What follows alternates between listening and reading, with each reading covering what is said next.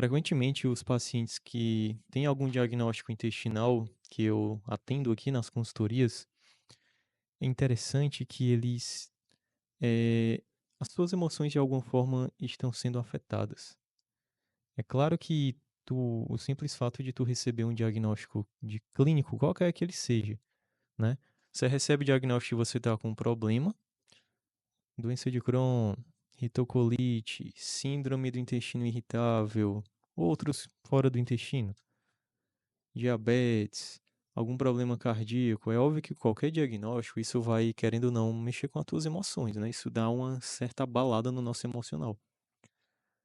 Mas não dá para ignorar o fato de que essas pessoas que têm problemas intestinais, né, pelo menos eu vejo muito isso na prática, e a gente já tem muita explicação, e eu vou hoje, né, te trazer aqui para ti uma explicação. Não dá para ignorar o fato de que é como se o problema dela não ficasse só no intestino. É como se isso interferisse também no seu humor, no seu comportamento, no seu estado emocional de alguma forma. E a ideia desse vídeo aqui que eu vou gravar, ela é baseada nesse livro aqui, né, que eu tô lendo. Então, enquanto eu tô lendo ele, eu tô aproveitando para compartilhar com vocês algumas informações né, alguns conhecimentos que eu acredito que sejam úteis para a tua vida. E mais precisamente aqui no capítulo 3, não sei se vai dar para ver, mas também não tem problema, onde ele fala sobre o controle da mente. Ele né, explica aqui eh, como é que funciona esse processo de comunicação intestino-cérebro e como é que isso pode estar realmente agravando ainda mais a qualidade de vida desses pacientes que têm problemas intestinais, certo? Então, eu vou trazer para ti aqui de uma forma muito resumida nesse esquema, tá? Para que você possa compreender, certo? Então, vamos dividir isso aqui em 4 pontos. Primeiro ponto, eu vou te explicar como é que funciona a comunicação normal entre o intestino e o cérebro, né? Depois eu vou te explicar o que acontece no intestino de uma pessoa saudável dentro dessa comunicação. Terceiro, eu vou te explicar como é que funciona dentro de um intestino de uma pessoa que já está com algum problema intestinal, tem desbiose intestinal. E por fim, a gente vai adentrar rapidamente aqui na neuroinflamação, como é que a inflamação desse intestino pode levar também a digamos assim, um processo também inflamatório no cérebro mesmo, e isso pode levar a problemas mais graves, certo? Então vamos lá, por partes, tá? Primeira coisa que tu precisa entender é que o teu intestino, vai olhando aqui, ó, eu trouxe aqui agora esse marcadorzinho aqui para facilitar visualmente, que o nosso intestino e o nosso cérebro, pessoal, eles literalmente, apesar da distância, né? O intestino tá aqui mais para baixo, o cérebro tá aqui, é óbvio, em cima, mas apesar disso, eles conseguem se comunicar de várias formas. Mas a forma mais parece assim real mesmo e concreta é através de um fio, de um nervo bem grande, chamado de nervo vago. Então, tudo que acontece aqui no intestino, esse nervo vago aqui, que é esse fio que liga esses dois órgãos, intestino e cérebro, ele consegue entender o que está acontecendo no intestino e repassa essa informação para o cérebro, tá? E o cérebro consegue devolver essa resposta, né, do que o nervo vago manda do intestino para ele, para o cérebro, ele consegue devolver, né, algum tipo de resposta. Seja ela negativa ou positiva, ele devolve para o intestino, tá?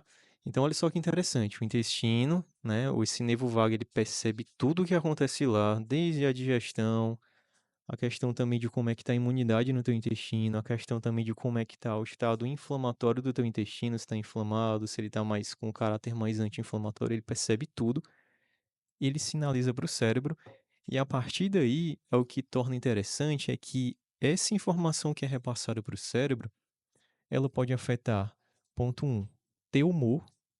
Então, de alguma forma, teu humor ele é afetado por isso. Eu não estou falando que é somente isso.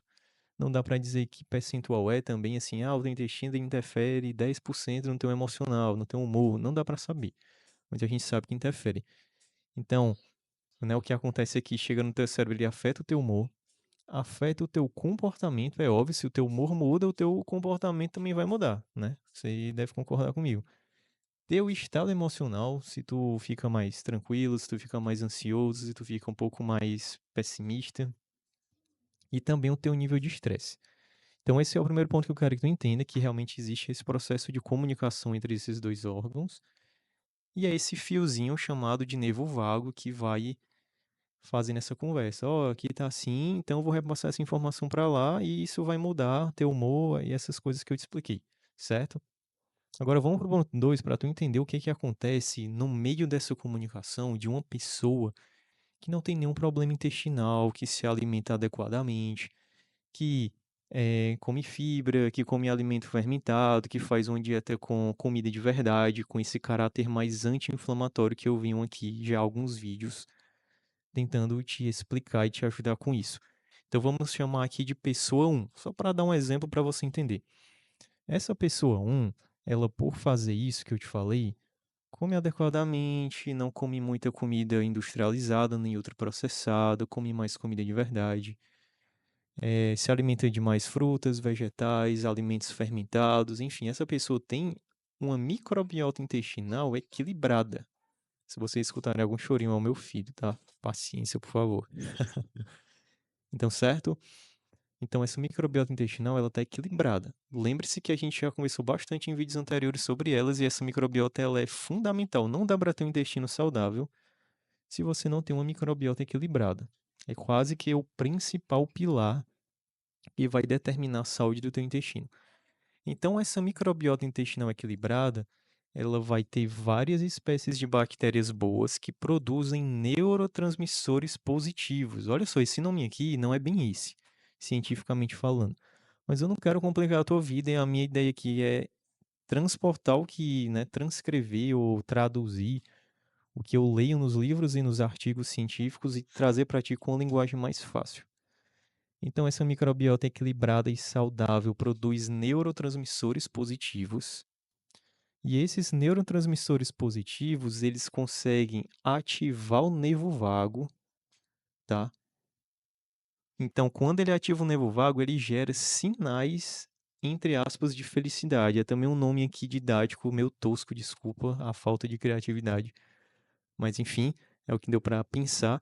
Então, ele vai gerar esses sinais de felicidade, e esses sinais de felicidade passados por esses neurotransmissores que vão passar para o vago ativam o cérebro, e isso de alguma forma melhora o humor dessa pessoa, ela se torna uma pessoa mais feliz. Estou falando aqui de uma maneira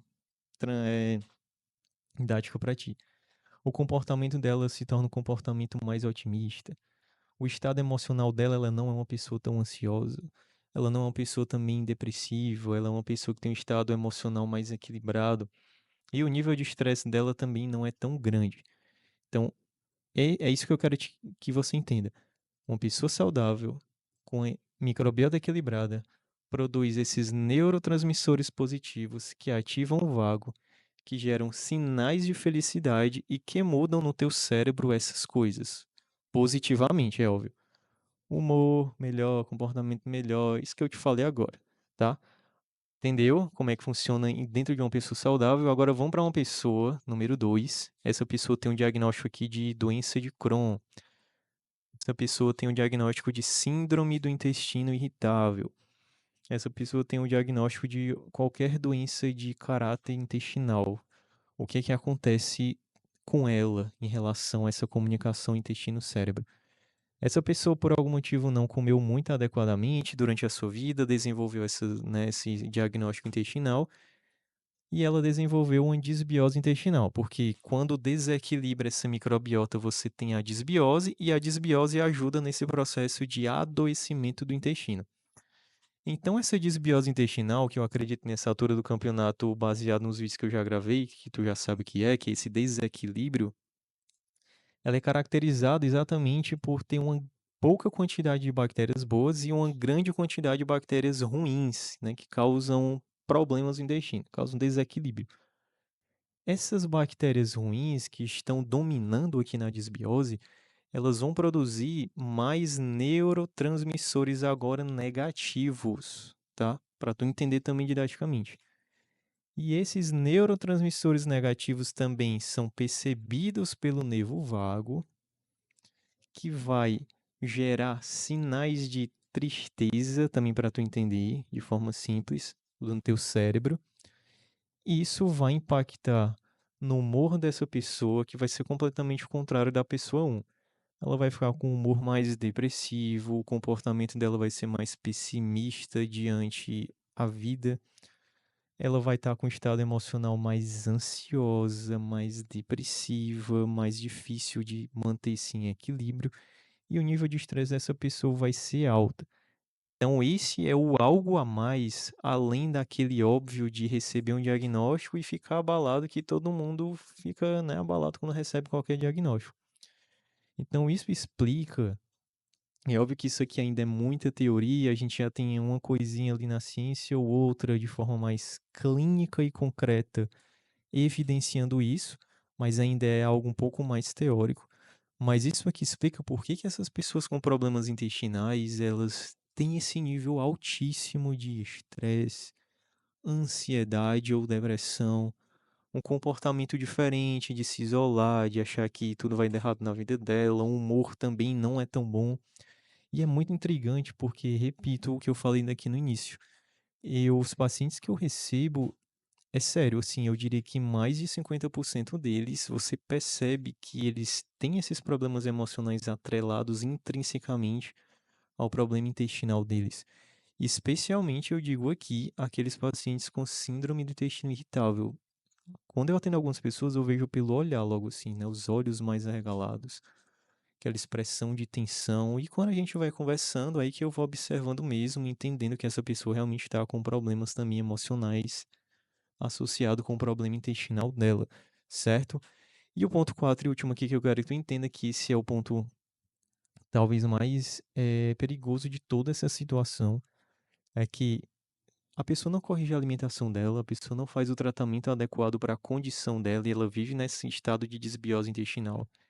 E esse excedente de neurotransmissores negativos, como eles vão ativando muito o cérebro de forma negativa, isso vai gerar uma neuroinflamação, ou seja, o teu cérebro é como se o teu cérebro acompanhasse a inflamação que está acontecendo no intestino. Então, o intestino inflamou e de alguma forma ele vai repassando essas informações que o cérebro no final também ele acaba inflamando, né? Uma neurozinha inflamação, tá bom?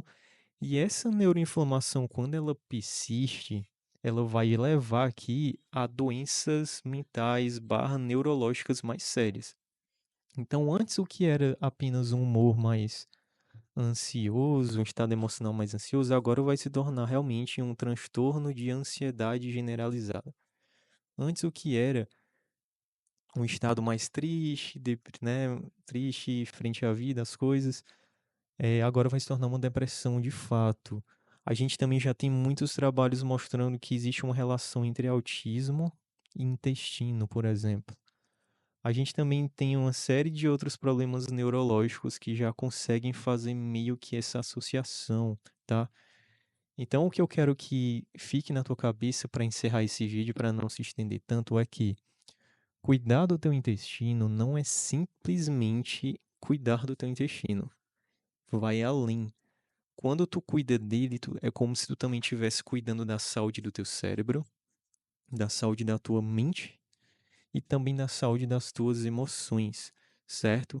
Então, olha só, tu começa a se alimentar bem, melhora a tua microbiota, e essa microbiota melhorada, além de melhorar o teu intestino, de alguma forma ela vai sinalizando também uma melhor saúde para, né, o teu cérebro, para o teu estado emocional, para o teu humor, enfim, certo? Então é isso, eu espero que tenha ficado claro.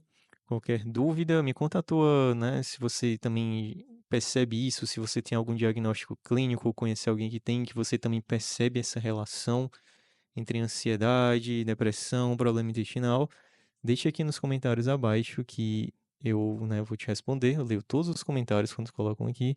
Enfim, é isso.